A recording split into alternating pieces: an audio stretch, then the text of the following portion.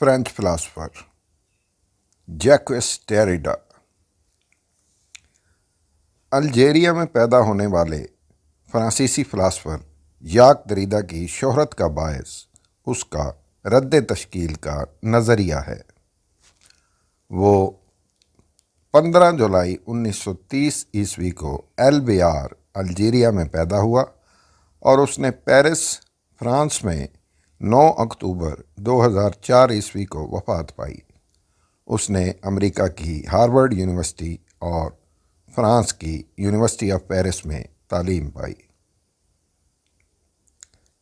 دریدا کی 40 سے زائد کتب شائع ہوئیں۔ 1967 عیسوی میں منظر عام پر آنے والی کتاب اسپیچ اینڈ فینامنا کو اس کی سب سے اہم تخلیق قرار دیا جاتا ہے۔ اب پیش خدمت ہے عتیق اللہ کی کتاب مغرب میں تنقید کی روایت سے کچھ اقتباسات۔ متنی تجزیے کا ایک نیا انقلابی تصور، پس ساختیاتی یا رد تشکیلی تنقید۔ ژاک دریدا۔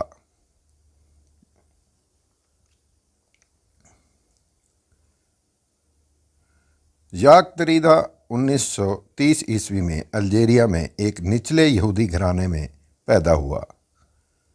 اہل یہود صدیوں سے ہجرت کی صعوبتیں جھیلتے چلے آ رہے تھے۔ دنیا کے کسی خطے میں ان کی کوئی مستقل پناہ گاہ نہ تھی۔ دربدری کے اس احساس اور بڑی محرومی کے المیے سے فرائیڈ نے لاشعور کا تصور قائم کیا جو انسان کی پاکیزگی نفس کے روایتی تصور کے لیے ایک زبردست جھٹکا تھا۔ دوسرا اس سے بھی بڑا جھٹکا دریدا نے رد تشکیل تھیوری کے تحت دیا کہ خدا، مذہب، دنیا، عدم اور سارے حقائق و مفروضات محض زبان کے زائدہ ہیں اور ان کے معنی کا کوئی مرکز نہیں ہے۔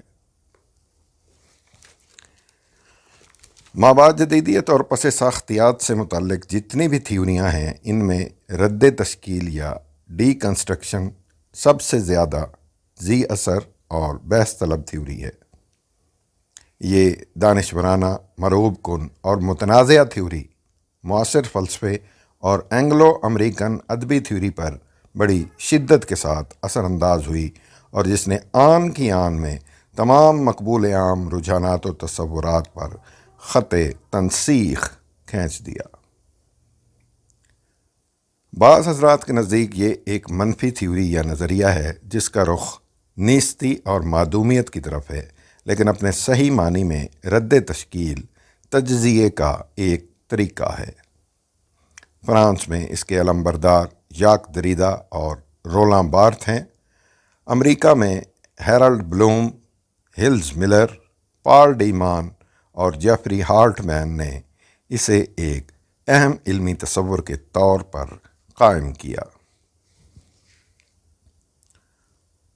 اردو تنقید میں ڈی کنسٹرکشن کے لیے رد تشکیل کے علاوہ رد تعمیر، لا تشکیل اور ساخت شکنی جیسے مترادفات بھی مستعمل ہیں۔ لفظ کے سابقہ یعنی ڈی میں ایک نفی کا پہلو بھی مضمر ہے، اس لیے اکثر ناقدین اسے ایک منفی فلسفیانہ تنقیدی رویے سے تعبیر کرتے ہیں۔ رد تشکیل کا ایک انتہا پسند پہلو اس کا غیر مفاہمانہ، غیر ہمدردانہ اور تکرار کے ساتھ روایت مخالف رویہ ہے۔ کنسٹرکشن میں تعبیر اور تجزیے کا بھی شمار ہے جن سے صرف نظر کرنے کے باعث بعض علماء نے اسے قطعی انکاریت یا نہلزم ہی کی ایک شاخ قرار دیا ہے۔ اپنی بیشتر صورت میں ڈی کنسٹرکشن کا رخ نیستی، معدومیت اور لاشعیت کی طرف ہے۔ رد تشکیل کا سب سے بڑا نمائندہ ژاک دریدا ہے جو معنی، پس معنی اور معنی در معنی کے تصور کو الٹ کر معنی رد معنی میں بدل دیتا ہے۔ دریدا کے مفہوم میں معنی تعلیق ہی تعلیق اور التوا ہی التوا ہے، اس لیے صداقت کی نہ تو کوئی انتہا ہے اور نہ ہی وہ مطلق ہے۔ وہ کیا ہے، اس کی کیا شکل ہے، رد تشکیل ان کے جواب فراہم نہیں کرتی، بلکہ سوال در سوال در سوال پر زور دیتی ہے۔ سوال قائم کرنا ہی نامعلوم کو معلوم کرنے کا پہلا قدم ہے۔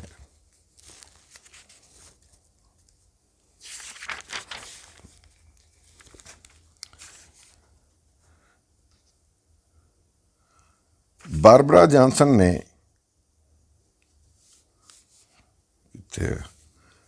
جانسن نے ڈی کنسٹرکشن کو تجزیہ کے معنی میں اخذ کیا ہے، جس کے معنی بے دخل کرنے یا انڈو کرنے کے ہیں، یعنی تشکیل نو کرنا۔ دریدہ کے نزدیک جوہر یا مرکز تک رسائی یا حتمی اور اساسی معنی محض ایک بھرم ہے۔ وہ اس ضمن میں صوت مرکزیت یا فوٹو سینٹرزم کو بھی بے دخل کر دیتا ہے۔ وہ اس ضمن میں صوت مرکزیت یا فونو سینٹرزم کو بھی بے دخل کر دیتا ہے۔ اس کے مطابق زبان سے ادا کردہ لفظ چونکہ بلا واسطہ ہوتا ہے، اس لیے فرض کر لیا جاتا ہے کہ بذریعہ تقریر ایک مطلق صداقت یا ایک مقررہ معنی تک رسائی ممکن ہے۔ دریدہ پہلے مرحلے میں تقریر میں تحریر کو پہلے ہی سے لازماً موجود گردانتا ہے۔ دوسرے مرحلے میں وہ یہ تسلیم ہی نہیں کرتا کہ صداقت اپنے معنی میں کوئی مرکز بھی رکھتی ہے۔ دریدہ تحریر اور تقریر دونوں کو زبان کی ایک ہی سائنس کے طور پر اخذ کرتا ہے، دونوں ہی میں عدم استقلال ہے۔ اس کے مطابق تحریر کی سائنس یا گرامیٹالوجی میں تقریر میں معنی کی تحدید اور تحریر میں تکثیر معنی موجود ہے۔ دریدہ کی تھیوری نشانیات یا سیمیالوجی کی بھی مترادف نہیں ہے۔ دریدہ کی تھیوری ایک نئی سائنس کی بجائے سوال قائم کرنے والا علم ہے۔ مطلق و معین جیسے الفاظ دریدہ کی لغت سے باہر ہیں۔ ساختیات کا یہ تصور انقلابی نوعیت کا ہے کہ زبان دنیا کا عکس پیش کرتی ہے، نہ ریکارڈ رکھتی ہے، بلکہ وہ اسے متشکل کرتی ہے۔ پس ساختیات کا اصرار بھی اسی امر پر ہے کہ ہم ایک انتہائی غیر یقینی دنیا کے باسی ہیں۔ چونکہ زبان کے علاوہ ہمارے پاس اور کوئی ذریعہ نہیں ہے، اس لیے اشیاء کو ناپنے کے کسی معیاری پیمانے کے ہم دعوے دار بھی نہیں ہو سکتے۔ پس ساختیاتی مفکرین کا ساختیاتی مفکرین سے اسی معنی میں اختلاف ہے کہ وہ زبان کے بارے میں یہ تو کہتے ہیں کہ اس کا سارا نظام تفریقی رشتوں پر مبنی ہے، لیکن خود اس کا اطلاق کرتے ہیں، نہ اپنے موقف کی مزید توسیع کی طرف راغب ہوتے ہیں۔ دریدہ در حقیقت نئی دلیلیں قائم کر کے اور اس کے ابہامات دور کر کے مباحث کے ایک ساتھ کئی دروازے کھول دیتا ہے۔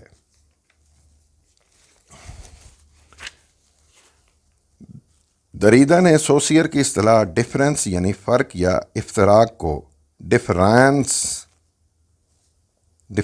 میں بدل دیا ہے۔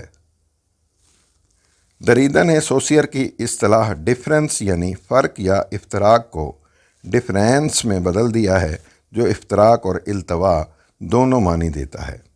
دریدہ اسے لفظ مرکزیت کا متضاد اور متبادل قرار دیتا ہے۔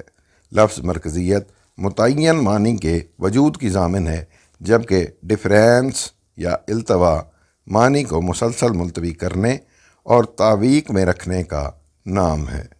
معنی ہمیشہ نسبتی ہوتا ہے، خود ساختہ ہوتا ہے اور کبھی خود موجود نہیں ہوتا۔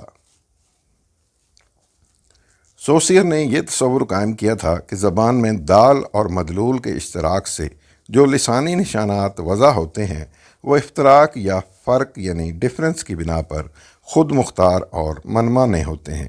باوجود اس افتراق کے ساختیات میں متن اور معنی کی تشریح و تفہیم ممکن ہے، جبکہ دریدہ مدلل انداز میں معنی کو اصلاً غیر محکم قرار دیتے ہوئے کہتا ہے کہ فرق کرنے یا ممتاز کرنے کے معنی ہی ملتوی کرنے یا معطل رکھنے یا باز رکھنے کے ہیں۔ اس طرح معنی مسلسل اور غیر مختتم طور پر فرق کی بنیاد پر لفظ در لفظ ملتوی ہوتے چلے جاتے ہیں۔ دریدہ کی رد تشکیل فکر میں متن اور اس کے معنی دونوں نہ تو ایک ہیں اور نہ دونوں مماثل ہیں۔ دریدہ کی رد تشکیل فکر میں متن اور اس کے معنی دونوں نہ تو ایک ہیں اور نہ دونوں مماثل ہیں، کیونکہ افتراق یا ڈفرینس کے اعتبار سے بے استقلالی ہمیشہ قائم رہنے والی چیز ہے۔ تحریر کی فطرت ہی میں افتراق و التوا ہے۔ یہ ممکن ہی نہیں ہے کہ کوئی متن اور معنی ہم وقتی شناخت کا حامل ہو سکتا ہے، کیونکہ معنی کبھی فیصل اور حتمی نہیں ہوتا۔ گرامیٹالوجی کی روح سے تحریر اپنی حقیقت آپ ہے۔ معنی کی جو نامکمل صورت ہے، دریدہ اسے جھلکیوں یا ٹریسز کا نام دیتا ہے، جو معنی نہیں محض معنی کی نمود کا حکم رکھتی ہیں، اور بالعموم نمود معنی ہی کو معنی موجود کا نام دے دیا جاتا ہے، جبکہ نمود کی نوعیت بھی محض حادثاتی ہوتی ہے۔ معنی تو کسی غیر معین مستقبل کے لیے معرض التوا میں ہے، گویا دریدہ مسلسل از سر نو فکر کی دعوت دیتا ہے۔ سب سے اہم اور بنیادی مسئلہ حقیقت کے بارے میں تصور سازی کا تھا، جس کے لیے نمائندگی کو بنیاد بنایا جاتا ہے۔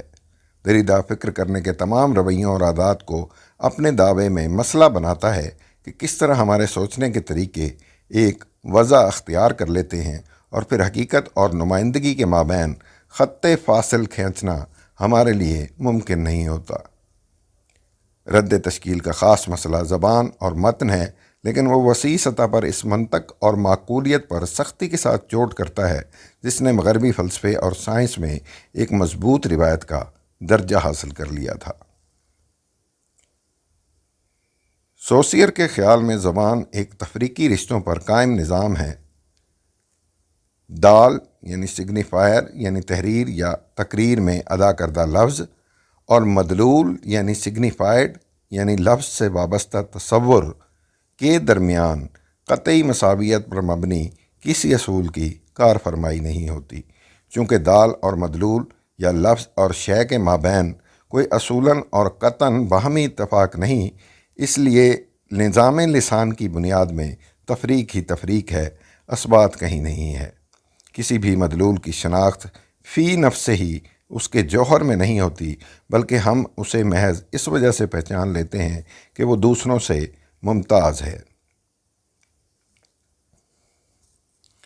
دریدہ متن کو بہت سے مدلول کا ایک غیر مختتم سلسلہ سمجھتا ہے، جس کے لیے اس کا یہ فقرہ بہت مشہور ہوا ہے: read the text against it self, جسے متن سے دو ہاتھ کرنے کا نام بھی دیا جا سکتا ہے۔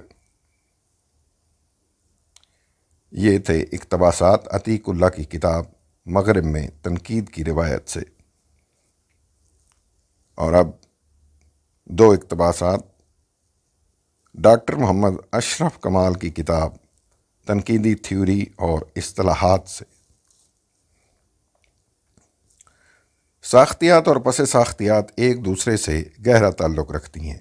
پس ساختیات میں پائی جانے والی خامیوں یا کمزوریوں کی وجہ سے وجود میں آئی، اسے ما بعد جدیدیت میں شمار کیا جاتا ہے۔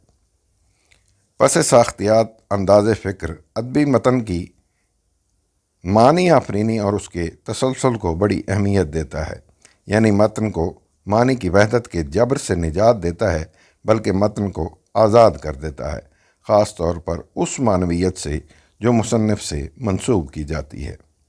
متن کے دروازے پر ہر لمحہ نئے معنی دستک دیتے رہتے ہیں، لیکن دروازہ کھلتا کبھی نہیں۔